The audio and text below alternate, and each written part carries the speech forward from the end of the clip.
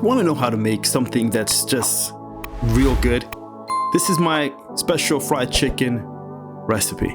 Now follow all the ingredients that you're going to need for the spice blend in the description. We're going to go ahead and add some buttermilk right into the leftover seasoning, and go ahead and put all your chicken thighs directly inside. Cover it up, let it marinate overnight or for a few hours. Go ahead and get your baking powder. That's the secret to the crispiness. And then add a little bit of all-purpose flour and some panko to give it that extra little bit of crunch. Now get your frying pan out, put some oil in it, and put it to medium low.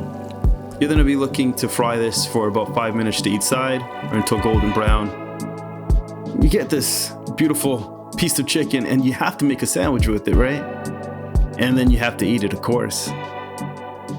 Give it a try, you'll thank me later, and I'll see you guys all next time. Subscribe to the channel for more.